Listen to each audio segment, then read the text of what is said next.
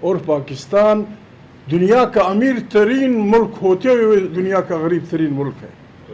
دنیا کی تمام ٹریلینز آف ڈالرز کی اس میں وہ ہیں معدنیات ہیں.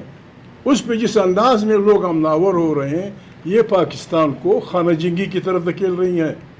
آپ کا پشتون، آپ کا بلوچ، گلگت بلتستان والا، آپ کو سرائکی، آپ کا پنجابی آپ سے کچھ نہیں مانگتا. وہ کہتا ہے کہ جو میرے وطن میں کچھ اللہ پاک کی نعمتیں ہیں اس پہ میرا بھی کوئی حصہ تنظیم کر دو، میں آپ کا مزدور بن کے نکالوں گا.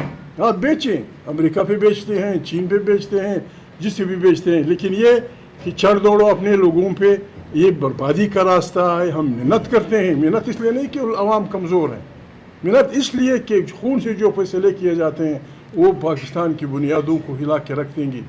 یہ ہماری وہ ہے. اس کے بعد ہمارے اکابرین بات کریں گے آپ سے. خدا اس ملک کو زندہ رکھے، خدا اس ملک کو آباد رکھے. یہ ملک تب آباد ہوگا جب اس پہ عوام کی حکمرانی ہوگی، جب اس میں ہر ادارہ دائین کے اپنے فورم میں رہے گا. بالکل پاکستان رات دگنی چگنی ترقی کرے گا. ابھی خطہ ہمارا خدا کے لیے ہماری عقل کا امتحان ہے. میں معافی چاہتا ہوں، مسائل بڑے اور ہم چھوٹے لوگ ہیں. بہت بڑی بربادی آنے والی ہے. ہمارے وسائل ہمارے گلے پڑے ہیں. روس، چین، ہندوستان، اسرائیل، پتہ نہیں کہاں کو. خدا نخواستہ ہم نے غلطی کی تو ہمارا یہ خطہ مس سانڈوں کی جنگ کا میدان بنے گا اور ہمارا کچھ بھی نہیں بچے گا. خدا آپ کو زندہ رکھے. زندہ باد. بسم اللہ. رست ہوگا. یہاں طاقت کا سرچشمہ صحیح ووٹ سے اور صحیح الیکشن کے کمیشن کے ذریعے منتخب پارلیمنٹ ہوگی. یہیں سے ساری خارجی اور داخلی پالیسیاں اوریجنیٹ ہوں گی. اسی مسئلے پہ سارا جھگڑا ہے. ہم اپیل کرتے ہیں تمام سیاسی پارٹیوں سے. میں بحیثیت تحریک تحفظ آئین پاکستان کے نمائندے کی حیثیت سے میں اپیل کروں گا تمام پاکستان کی پارٹیوں سے کہ بسم اللہ کیجئے.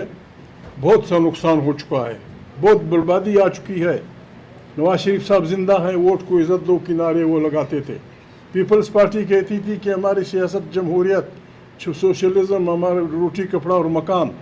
جماعت اسلامی، جمعیت علماء اسلام، ہم سب پارٹیاں کم سے کم نکات پہ ایک نیا وہ معاہدہ کر سکتے ہیں. پھر جا کے ہم کسی بھی ادارے سے بات کر سکتے ہیں. وہ آدمی پاگل ہوگا جو اپنی جوڈیشری کا مخالف ہوگا. وہ آدمی پاگل ہوگا جو اپنے افواج کا مخالف ہوگا.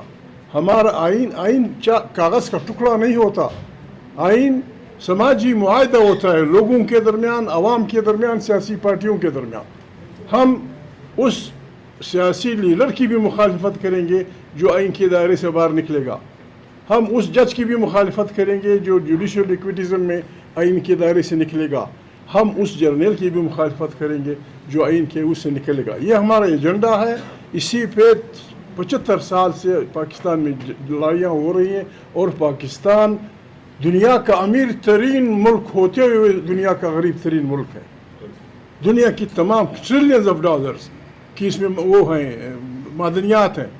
اس پہ جس انداز میں لوگ امناور ہو رہے ہیں یہ پاکستان کو خانہ جنگی کی طرف دھکیل رہی ہیں.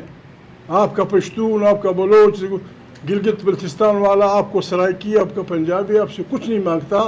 وہ کہتا ہے کہ جو میرے وطن میں کچھ اللہ پاک کی نعمتیں ہیں اس پہ میرا بھی کوئی حصہ تنظیم کر دو، میں آپ کا مزدور بن کے نکالوں گا. آپ بیچیں، امریکہ پہ بیچتے ہیں، چین پہ بیچتے ہیں، جس سے بھی بیچتے ہیں، لیکن یہ کہ چڑھ دوڑو اپنے لوگوں پہ، یہ بربادی کا راستہ ہے. ہم محنت کرتے ہیں، محنت اس لیے نہیں کہ عوام کمزور ہیں، محنت اس لیے کہ خون سے جو فیصلے کیے جاتے ہیں وہ پاکستان کی بنیادوں کو ہلا کے رکھ دیں گی. یہ ہماری وہ ہے. اس کے بعد ہمارے اکابرین بات کریں گے آپ سے. خدا اس ملک کو زندہ رکھے، خدا اس ملک کو آباد رکھے. یہ ملک تب آباد ہوگا جب اس پہ عوام کی حکمرانی ہوگی، جب اس میں ہر ادارہ دائین کے اپنے فورم میں رہے گا. بالکل پاکستان رات دگنی چگنی ترقی کرے گا. ابھی خطہ ہمارا خدا کے لیے ہماری عقل کا امتحان ہے.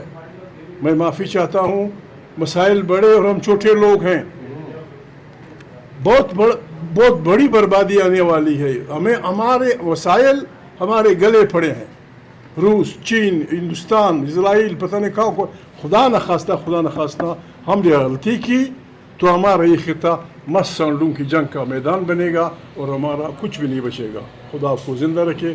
زندہ باد. بسم اللہ الرحمن الرحیم. کوئی فیصلے ہوئے ہیں سر؟ شکریہ. بس بہت بڑی تفصیل سے کر دی ہے ہمارے اکابرین نے. ہم آج بطور احتجاج اس اجلاس میں شامل ہوئے تھے کیونکہ آج تعزیتی اجلاس تھا. کل کے بعد ہم پارلیمان کے اندر جو پاکستان کی سیاسی اور جمہوری تاریخ میں ایسا نہیں ہوا, پارلیمانی تاریخ میں ایسا نہیں ہوا, پنجاب اسمبلی کے اپوزیشن لیڈر کو 10 سال سزا, سیاسی انتقام کا نشانہ. اپوزیشن لیڈر سینٹ کو 10 سال سزا, شبلی فراز صاحب کو سیاسی انتقام کا نشانہ. نیشنل اسمبلی کے leader of the opposition Omar Ayub صاحب کو 10 سال سزا, سیاسی انتقام کا نشانہ. پارلیمنٹری لیڈر ایک خاتون ہو کر جو ایک بہادر اور باوقار خاتون کے طور پہ انہوں نے یہاں ہماری نمائندگی کی, اور یہ خواتین کے حقوق کے اوپر بھی ڈاکہ ہے, ان کو 10 سال سزا. اس کے بعد ہمارے ڈپٹی پارلیمنٹری لیڈر احمد چٹھا صاحب 10 سال سزا. ہمارے بھائی رائے حسن نواز صاحب 10 سال سزا, جو ہمارے ویسٹ پنجاب کے صدر بھی ہیں, اور ان کا بھتیجا رائے مرتضی اقبال MP جو پچھلی بار ہمارے ساتھ MNA تھے, ان کو بھی 10 سال سزا. رائے حیدر علی خان صاحب MP ہمارے MNA ہمارے فیصلہ آباد سے, ان کو 10 سال سزا. اور انصر حرل صاحب ہمارے سرکودہ سے MP ان کو 10 سال سزا. جنید سائی صاحب, علی افضل سائی صاحب جو MNA ان کے بھائی جنید سائی صاحب, ان کو 3 سال سزا. ہماری شعبہ خواتین کی صدر کنول شودب صاحبہ, جنہوں نے آپ کے سامنے سپریم کورٹ میں ہمارا خصوصی نشستوں کا الیکشن پورا مقدمہ لڑا, ان کو 10 سال سزا. ہمارے چیئرمین سنی اتحاد کونسل کے صاحبزادہ حامد رضا صاحب, جنہوں نے ہمیشہ بڑی باوقار سیاست کی, اور ان کے بزرگوں نے, ان کے جو جتنے ان کے بڑے بزرگ تھے, اور بڑی دین کی اور بڑی ملی خدمات ہیں ان کی, ان کو 10 سال سزا. تو ایسا کبھی ہوا جمشید دستی صاحب کو جھوٹے اور بے بنیاد مقدمات میں نااہلی. لطیف چترالی صاحب NA1 سے چترال میں 9 مئی والے دن, ان کو اسلام آباد کے ایک جھوٹے اور بے بنیاد مقدمے میں 10 سال سزا. اتنی فسطائیت اور اتنا ظلم. آپ ہمارے جتنے بھی چراغ بجھا لیں گے, یہ چراغ پھر روشن ہوں گے. ہم سب جان نثار ہیں عمران خان کے, اور آگے بڑھتے چلے جائیں گے انشاءاللہ. اس ظلم کے سامنے ہم نہ سر جھکائیں گے نہ ہم جھکیں گے.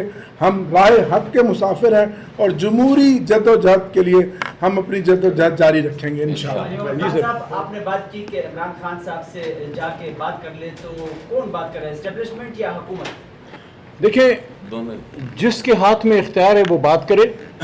اور بات کس پہ ہو؟ بات اس پہ نہیں ہونی کہ کسی کو اتار کے عمران خان کو بٹھاؤ, نہیں. بات اس پہ ہونی ہے کہ اس ملک کو آئین پہ چلنا چاہیے.